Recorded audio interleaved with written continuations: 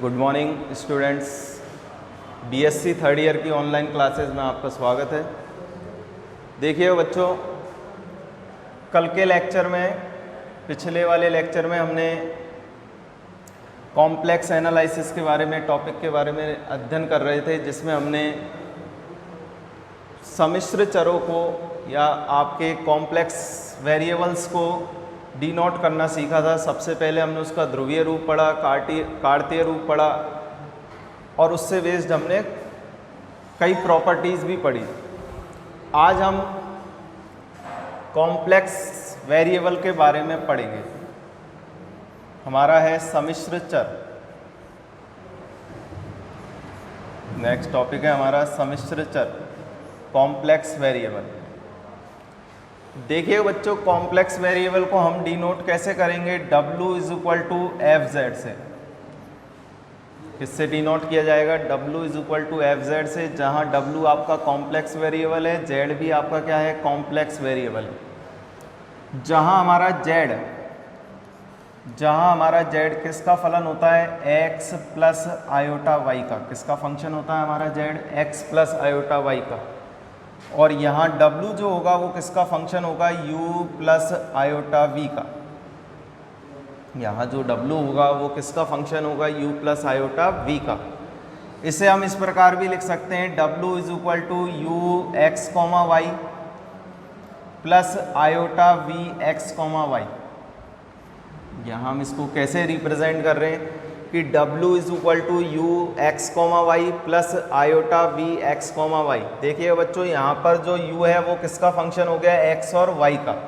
और जो v हो गया वो v किसका फंक्शन हो गया? x और y का।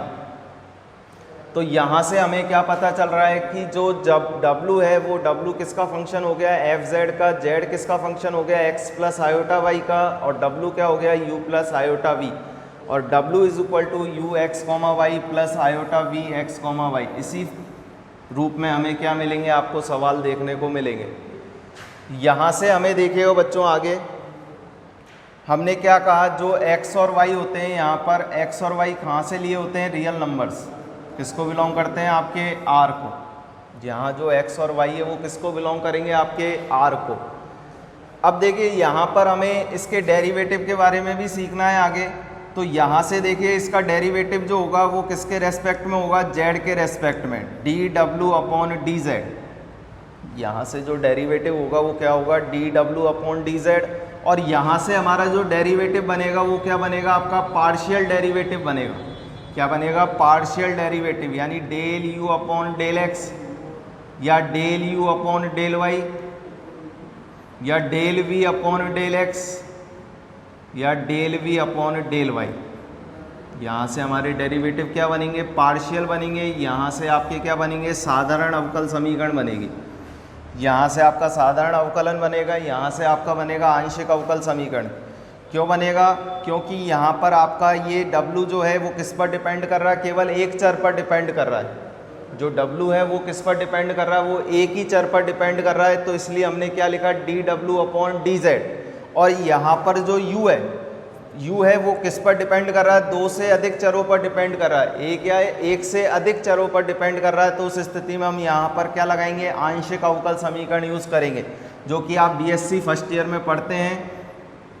तो यहाँ पर हमें ध्यान रखना है, अगर आपका किसी भी चर, कोई भी चर किसी एक चर पर डिपेंड करेगा तो वहाँ पर साधारण अवकलन यूज़ लेना है। और अगर आपका कोई भी वेरिएबल एक या एक से अधिक चरों पर निर्भर करता है तो उस जगह आपको कौन सा अवकलन यूज़ करना है? आपको आंशिक अवकलन यूज़ करना है बच्चों।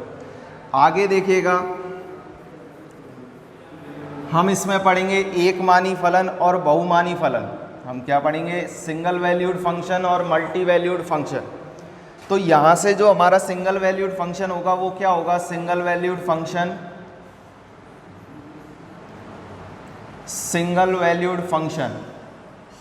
देखिए, एक मानी फलन क्या होता है? एक मानी फलन होगा आपका z के प्रत्येक मान के लिए। क्या कर रहे हैं हम? z के प्रत्येक मान के लिए जब W, उसके संगत W के क्या मान आए? कोई एक मान आए, हम क्या बोल रहे हैं कि जेड के एक मान के संगत यानी जेड के प्रत्येक मान के संगत क्या आना चाहिए, डब्लू का केवल एक मान आए तो वो है क्या कहलाएगा, सिंगल वैल्यूड फंक्शन। इसी के अपोजिट में होता है मल्टी वैल्यूड फंक्शन। क्या होता है, मल्टी वैल्यूड फंक्शन, बहुमानी फलन। और इसको हम किस प्रकार डिफाइन करेंगे बच्चों, मल्टी वैल्यूड फंक्शन होगा जेड के प्रत्येक मान के लिए, जेड के प्रत्येक मान के लिए आपके क्या आनी चाहिए, डब्लू के एक से अधिक मान आए, डब्लू के क्या है आपके एक से अधिक मान। उस स्थिति में ये कौन सा फंक्शन कहलाएगा, आपका बहुमानी फलन कहलाएगा। यहाँ पर हम इसके एग्जाम्पल भी समझ सकते हैं, जैसे आपका जेड हो गया, आयोटा जेड हो गया, जेड स्क्वायर हो गया, ये सब आपके क्या है, सिंगल वैल्यूड फंक्शन है। आपसे कई multi valued function, multi valued function के एग्जाम्पल आप दे सकते हैं tan inverse Z, log Z और जेड की पावर हाफ। यहाँ से हमने क्या कहा कि आपके सिंगल वैल्यूड फंक्शन कौन से होंगे, सिंगल वैल्यूड फंक्शन वे होंगे जो कि जेड के प्रत्येक मान के लिए, जेड के प्रत्येक मान के लिए आपके क्या है, उसके संगत डब्लू के क्या है, केवल एक मान आए, यानी उसका आप जेड का कोई भी मान रखते हैं इसमें। जैसे एग्जाम्पल के लिए हमने ले लिया Z iota Z, Z square. देखिएगा एग्जाम्पल से कैसे क्लियर होता है हमारा ये। हमने ले लिया iota Z, F of Z हमने कोई फंक्शन ले लिया, क्या ले लिया, आयोटा जेड। यहाँ पर हम वैल्यू रख रहे हैं एफ जेड, जेड के प्लेस पर हमने मान लिया z is equal to 1 plus iota put कर रहे हैं। तो यहाँ से जब आप 1 प्लस आयोटा पुट करेंगे तो यहाँ से वैल्यू क्या आएगी, आयोटा इंटू में 1 प्लस आयोटा। तो यहाँ से आप जब सॉल्व करते हैं तो आयोटा प्लस आयोटा स्क्वायर बनेगा, यहाँ से वैल्यू क्या आ जाएगी, आयोटा -1। देखिएगा नेक्स्ट स्टेप में हम क्या कर रहे हैं, अगली वैल्यू रख रहे हैं, जेड के स्थान पर हमने रखा -3 रखा। क्या रख रहे हैं हम, जेड के स्थान पर आप कुछ भी रख सकते हैं, यहाँ से हम रख रहे हैं -3। तो यहाँ से क्या आएगा, आयोटा -3, यानी क्या आ रहा है, -3 आयोटा। तो आपको देखिए बच्चों यहाँ से क्या देखने को मिल रहा है कि हम जो जेड के मान है, जो आप जेड के मान है, जेड के प्रत्येक मान के लिए, यानी आप जेड का ये मान रख रहे हैं 1 प्लस आयोटा, जेड का क्या मान रख रहे हैं -3। तो इसके संगत आपको डब्लू की वैल्यू क्या आ रही है, क्योंकि डब्लू आपका एफ ऑफ जेड फंक्शन है, डब्लू is equal to f of z function है। तो यहाँ से हम जब जेड की वैल्यू को पुट कर रहे हैं तो उसके रेस्पॉन्स आपको डब्लू की वैल्यू क्या प्राप्त हो रही है, आयोटा -1, और यहाँ से वैल्यू क्या प्राप्त हो रही है, -3 आयोटा। तो यहाँ से हमें क्या देखने को प्राप्त हो रहा है कि जो जेड की वैल्यूज़ है, इन जेड की वैल्यूज़ के रेस्पेक्ट में डब्लू की क्या वैल्यूज़ प्राप्त हो रही है, केवल एक वैल्यू प्राप्त हो रही है, यानी आपको फलन का केवल एक मान प्राप्त हो रहा है। तो इस मान के संगत तो डब्लू भी आपका क्या कहलाएगा, एक मानी फलन कहलाएगा। अगर इसी के रेस्पेक्ट में हम दूसरा एग्जांपल लें, W is equal to f z is equal to z square. यहाँ से हम वैल्यू रखें Z इज इक्वल टू -3 रखें, इसमें आप रख लीजिए -3 आयोटा रख लीजिए। तो यहाँ से आप जब पुट करेंगे इसमें तो यहाँ से वैल्यू क्या आएगी, W is equal to -3 iota का होल स्क्वायर। तो यहाँ से आपका वैल्यू क्या फाइंड हो रही है, आपको क्या फाइंड होगी, -3 का स्क्वायर 9 और आयोटा स्क्वायर का मान -1। तो यहाँ से वैल्यू क्या आ रही है, -9। तो हमें इससे देखने से क्या पता चल रहा है कि जेड के अलग अलग मानों पर, यानी जेड के प्रत्येक मान के लिए डब्लू का केवल क्या प्राप्त हो रहा है, एक ही मान प्राप्त हो रहा है। इसी प्रकार हम मल्टी वैल्यूड फंक्शन को भी समझ सकते हैं एग्जाम्पल से लेकर। यहाँ देखिएगा जो जेड है वो क्या कहलाएगा, आपका स्वतंत्र चर हो गया। हमें देखने पर भी पता चल रहा है क्योंकि हम जेड की जो वैल्यूज़ रख रहे हैं, जेड की क्या रख रहे हैं, अलग अलग वैल्यू रख रहे हैं, उस पर डिपेंड कौन कर रहा है, डब्लू डिपेंड कर रहा है। तो यहाँ पर डब्लू आपका कौन सा वेरिएबल्स कहलाएगा, परतंत्र चर कहलाएगा। ये आपका कौन सा चर हो गया, परतंत्र चर, और ये आपका कौन सा चर हो गया, स्वतंत्र चर। अब देखिए हम मल्टी वैल्यूड फंक्शन को भी समझ सकते हैं। मल्टी वैल्यूड फंक्शन के लिए हमने एग्जाम्पल ले लिया, क्या ले लिया हमने, W is equal to f z is equal to z की पावर हाफ। हमने क्या ले लिया, जेड की पावर हाफ। यहाँ से हम जेड के प्लेस पर हम वैल्यू रख रहे हैं, क्या रख रहे हैं, जेड की वैल्यू हमने रख दी, सपोज कीजिए 4। हमने क्या माना, जेड इज इक्वल टू 4 लिया। जेड इज इक्वल टू जब 4 ले रहे हैं तो W is equal to F4, और 4 की पावर क्या ले रहे हैं, हाफ। जब हम 4 का वर्गमूल ले रहे हैं तो यहाँ से क्या आ रहा है हमारा, +-2।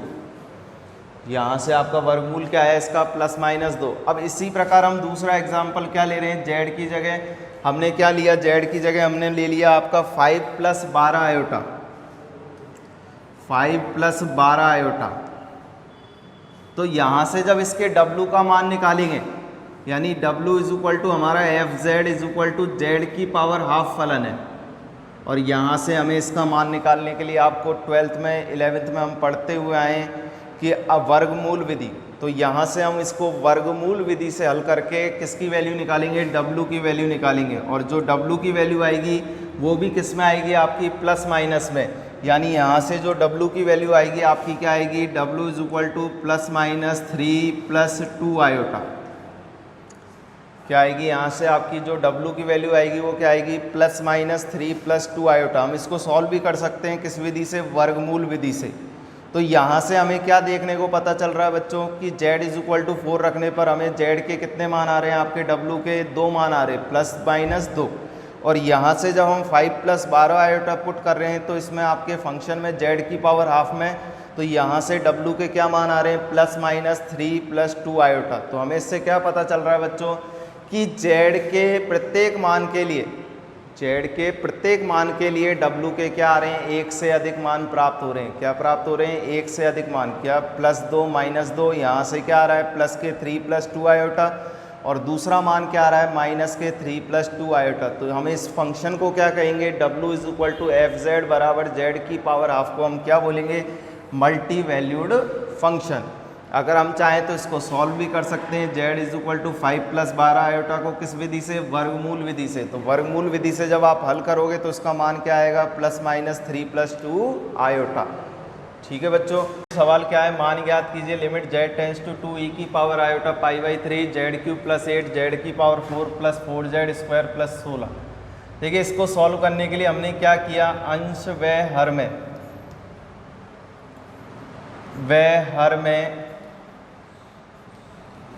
क्या कर रहे हैं हम, Z² - 4, क्या कर रहे हैं हम, Z² + 4, किससे गुणा कर रहे हैं हम, Z² - 4, सॉरी Z² - 4 से गुणा करने पर हमने यहाँ पर क्या किया, Z² - 4 से अंश व हर दोनों में क्या कर रहे हैं, गुणा कर रहे हैं। तो अंश व हर में जब गुणा करेंगे तो लिमिट Z → 2 e की पावर आयोटा π/3 Z² - 4 इंटू में Z³ + 8। तो यहाँ से हमारी वैल्यू क्या आएगी, यहाँ से आपका हो गया Z² - 4 इंटू में Z की पावर 4 + 4Z² + 16। ठीक है बच्चों, तो यहाँ से हमने देखा आपका यहाँ से फॉर्मूला किसका बन रहा है, आपका A³ - B³ का। इसका फॉर्मूला आ रहा है A³ - B³ का। A³ - B³ का फॉर्मूला क्या होता है, A - B A² + AB + B²। जब आप इस पद को यहाँ रखते हो तो Z² का क्यूब - 4 का क्यूब, क्या हुआ आपका, A का क्यूब - B का क्यूब। तो यहाँ से हमारे पास क्या आएगा, आप जब पुट करते हैं तो यहाँ से आपका, तो यहाँ से हमारा 4 का क्यूब यानी 64 लिख सकते हैं यहाँ पर। तो A का मतलब क्या हो गया, Z² - 4, B का मतलब क्या हो गया, 4, यहाँ से A का वर्ग कितना हो गया आपका, Z² A का स्क्वायर प्लस AB यानी 4Z² + 16, 4 का वर्ग कितना हो गया, 16। तो हम इसके स्थान पर क्या लिख सकते हैं, यहाँ पर बच्चों लिमिट Z → 2 e की पावर आयोटा π/3। यहाँ से हम क्या लिख रहे हैं, Z² - 4 इंटू में Z³ + 8 डिवाइडेड बाय, यहाँ पर हम क्या लिखेंगे, Z² का क्यूब - 4 का क्यूब। ये हमने यहाँ पर पुट कर दिया। नेक्स्ट स्टेप में हमने यहाँ से क्या लिखा, लिमिट Z → 2 e की पावर आयोटा π/3 Z² - 4 इंटू में Z³ + 8 डिवाइडेड बाय, यहाँ से हमने लिख दिया इसको Z³ का स्क्वायर माइनस, यहाँ से हम क्या लिख रहे हैं, 8 का स्क्वायर। क्या लिख रहे हैं, यहाँ से हम 8 का स्क्वायर, क्योंकि 8 का स्क्वायर भी आपका कितना हो जाएगा, 64। तो यहाँ से हमने क्या लिखा, नेक्स्ट स्टेप में लिमिट Z → 2, अब देखिए हमने यहाँ पर ए स्क्वायर माइनस बी स्क्वायर का फॉर्मूला बन रहा है, हमारे पास किसका फॉर्मूला बन रहा है, ए स्क्वायर माइनस बी स्क्वायर का, और ये क्या हो जाएगा ए माइनस बी और ए प्लस बी। तो हम यहाँ से हम क्या लिख सकते हैं, जेड क्यूब का स्क्वायर माइनस 8 के स्क्वायर को हम क्या लिखेंगे, जेड क्यूब माइनस 8 इंटू में जेड क्यूब प्लस 8 पुट कर रहे हैं यहाँ पर।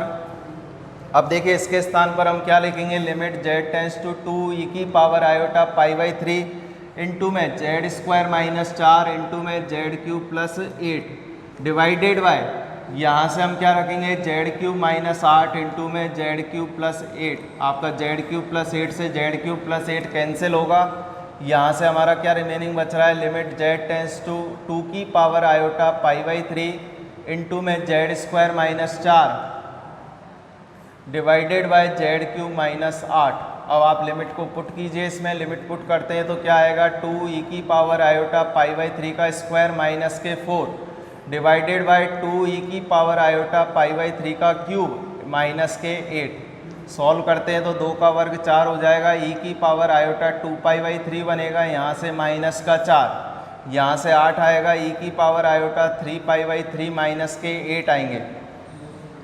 ऊपर से आपका कॉमन क्या है, 4, ऊपर क्या बन जाएगा, ई की power iota 2 pi by 3 minus 1, नीचे से आपका 8 कॉमन है, 8 कॉमन लेंगे तो यहाँ से ई की पावर आयोटा पाई माइनस 1 बनेगा। चूँकि हम जानते हैं ई की पावर आयोटा थीटा क्या होता है, cos theta plus iota sine theta.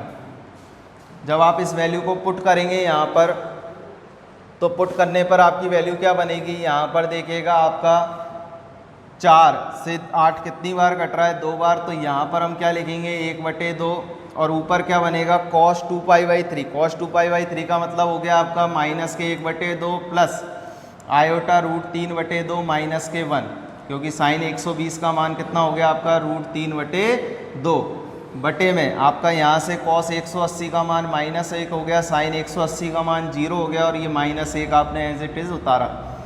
तो यहाँ से 2 और 2 कितने हो गए आपके, 1 और 1 2 हो गए, 2 दूनी कितना हो गया 4, ऊपर से लघुत्तम आएगा 2 तो ये 8 हो गया। यहाँ 2 लघुत्तम आएगा तो यहाँ से कितना हो जाएगा माइनस के 2 माइनस का 1, यानी माइनस के 3 प्लस के आयोटा √3 और नीचे आपका क्या आएगा माइनस। हमने क्या ले लिया, माइनस कॉमन ले लिया, माइनस कॉमन लेंगे तो कितना बच गया 1/8 3 माइनस के आयोटा √3, ये इसका क्या हो गया आंसर। इस तरीके से हमें लिमिट वाले सवालों को सॉल्व करना है। तो बच्चों आगे हम अगला टॉपिक है हमारा सम्मिश्र फलन की सीमा, limit of a complex function. देखिएगा इसमें हम क्या पढ़ेंगे, limit of a complex function में हम जो लिमिट पढ़ते हुए आए 11th 12th में, वही चीज़ हमारी यहाँ पर है बीएससी में। क्या कह रहे हैं हम, किसी बिंदु z = z0 के निष्कासित प्रतिवेश में परिभाषित एक मानी फलन, यानी आपका कोई एक मानी फलन w = f(z) की सीमा z के z0 की ओर प्रवृत्त होने की दिशा में L कहलाती है। यदि कब कहलाएगी, यदि प्रत्येक स्वेच्छ संख्या एप्सिलॉन ग्रेटर देन 0 के लिए डेल्टा ग्रेटर देन 0 इस प्रकार विद्यमान है कि। देखिए बच्चों हम क्या कह रहे हैं कि कोई बिंदु ले लिया हमने z = z0, इसके निष्कासित प्रतिवेश में, यानी हमें जो z0 को छोड़कर, यानी इसका जो प्रतिवेश बनेगा, इसका प्रतिवेश होगा आपका z0 का जो निष्कासित प्रतिवेश बनेगा z0 है। अब हमारा इसका निष्कासित प्रतिवेश हो गया z0 plus epsilon, z0 minus epsilon, z0 plus epsilon. तो जो इसके निष्कासित प्रतिवेश में परिभाषित एक मानी फलन w = f(z), हमारा फंक्शन जो लेना है वो हमें क्या लेना है, एक मानी फलन लेना है। कौन सा फलन लेना है, एक मानी, और जो कि किसकी ओर प्रवृत्त होगा, z से z0 की ओर प्रवृत्त होने की दिशा में क्या कहलाएगा, L कहलाएगा। और यहाँ पर हमने कोई भी स्वेच्छ संख्या एप्सिलॉन ग्रेटर देन 0 और डेल्टा ग्रेटर देन 0 इस प्रकार लिए हैं कि जिसके लिए हम क्या बोल रहे हैं, जिसके लिए हम क्या बोल रहे हैं कि 0 less than z minus z0, हम क्या बोल रहे हैं इसके लिए कि 0 less than z minus z0 less than delta, it's implies that f(z) minus L is less than epsilon. और इसके लिए हम क्या बोलेंगे, इस सीमा को हम किससे रिप्रेजेंट करेंगे, limit z tends to z0 f(z) बराबर L द्वारा क्या किया जाता है, इसको प्रदर्शित करते हैं। यहाँ से हमें ये ध्यान रखना है कि जो लिमिट होगी वो लिमिट किसके अकॉर्डिंग लगेगी, z टेंस टू z0। हम डेफिनेशन में भी बोल रहे हैं, क्या बोल रहे हैं कि z से z0 की ओर, यानी हम क्या कर रहे हैं, z को z0 की ओर प्रवृत्त कर रहे हैं। और यहाँ पर z0 को रखेंगे जब हम, तो उसमें आपको क्या डिफाइन होगा, वो l की ओर डिफाइन होगी, यानी आपकी किस दिशा में जाएगी, l की दिशा में। और वहाँ कंडीशन क्या लगेगी, कंडीशन लगेगी 0 less than z minus z0 less than delta. It's implies that F Z minus L is less than epsilon. तो हमारे पास लिमिट की डेफिनेशन क्या हो गई। तो यहाँ से हम इसको डायग्राम बेस्ड भी समझ सकते हैं। हमारा कोई ये जेड तल है और ये हमारा कौन सा प्लेन है, डब्लू प्लेन है। तो यहाँ से हमारा जेड प्लेन में हमने कोई सर्किल ले लिया, डब्लू प्लेन में भी हमने कोई सर्किल ले लिया। ये एक्स एक्सिस हो गई, ये वाई एक्सिस हो गई। यहाँ से हमने इसको यू ले लिया, इसको वी ले लिया। यहाँ पर इसकी हमने इस कोई बिंदु z0 मान लिया, इस पर सर्किल पर कोई बिंदु z माना, और इसकी जो रेडियस हो गई हमने क्या मान लिया, एप्सिलॉन। तो यहाँ से हम क्या बोल रहे हैं, z minus z0 is less then आपका क्या बोल रहे हैं, डेल्टा। तो यहाँ डेल्टा ले लिया हमने, इसकी रेडियस क्या बोल दी, डेल्टा। इसी प्रकार यहाँ से हमने क्या बोला, w0, और यहाँ पर कोई बिंदु क्या मान लिया, w, तो इस पर हमने इसकी रेडियस क्या मान लिया, एप्सिलॉन, जो कि अत्यंत छोटी राशि होती है। तो हम क्या बोल रहे हैं, f Z minus L is less than epsilon. तो वही चीज़ यहाँ से आई है, w किसका फलन है आपका, एफ जेड का। तो w is equal to f z. तो हमने यहाँ से क्या लिखा है, f Z minus L is less than epsilon. इसी प्रकार हमने क्या लिखा है, z minus z0 is less than delta. तो यहाँ से हमें क्या पता चल रहा है, जो लिमिट है वो लिमिट एग्जिट कर रही है क्या, z टेंस टू z0 की ओर प्रवृत्त है, वो किस दिशा में है, l की ओर अग्रसर है। किसकी ओर अग्रसर है, l की ओर। तो हमें यहाँ से क्या पता चल रहा है, जो हमें फलन लेना है, फलन हमेशा कौन सा होना चाहिए, एक मानी फलन होना चाहिए। कौन सा फंक्शन होना चाहिए, एक मानी। तो यहाँ से हमें इस डेफिनेशन को याद रखना है। आपसे पूछी जाती है फलन की सीमा क्या है, तो फलन की सीमा हमें डिफाइन करनी है। आप क्या बोलेंगे, किसी फलन z इक्वल टू z0 के निष्कासित प्रतिवेश में, यहाँ पर आपको ये वर्ड नया है, निष्कासित प्रतिवेश। प्रतिवेश का मतलब होता है नेबरहुड, यानी नेबरहुड का मतलब उसके अंतरालों में, उसके पड़ोसी बिंदु, उन पर वो क्या होना चाहिए, आपका डिफाइन होना चाहिए। और उस निष्कासित का मीनिंग हो गया उस बिंदु को छोड़कर। यहाँ पर हम बोल रहे हैं z टेंस टू z0, यहाँ पर आपको उसको छोड़कर वो फलन w is equal to f z आपका क्या होना चाहिए, एक मानी होना चाहिए। और एक मानी की दिशा में वो किसकी ओर प्रवृत्त हो, l की ओर प्रवृत्त हो, जहाँ हमने क्या लिए, दो रेडियस लिए, डेल्टा और एप्सिलॉन। तो यहाँ से हम क्या बोल रहे हैं, condition 0 less than z minus z0 is less than delta, और F Z minus L is less than epsilon. तो यहाँ से हमें क्या फाइन पड़ रही है, ये आपकी हो गई complex of a limit of a complex function. अब हम आगे बढ़ते हैं बच्चों संतत फलन पर। अगला है आपका बच्चों कंटिन्यूटी, सातत्यता, जिसको हम पढ़ते हैं। क्या होगी आपकी सातत्य, फलन एफ जेड किसी बिंदु z0 बिलोंग्स टू d पर संतत कहलाएगा। कब कहलाएगा, यदि प्रत्येक एप्सिलॉन ग्रेटर देन 0 और डेल्टा ग्रेटर देन 0 के इस प्रकार हो। अब यहाँ पर भी वही चीज़ है, हम क्या बोल रहे हैं, f Z minus f z zero is less than epsilon, जबकि z minus z0 is less than delta. और यहाँ पर इसकी डेफिनेशन क्या बनेगी, limit z tends to z0 f z बराबर में एफ जेड जीरो। यहाँ पर ये किसकी ओर प्रवृत्त होगा, एफ जेड जीरो की ओर, जबकि लिमिट में वो किसकी ओर अग्रसर हो रहा था, एल की ओर।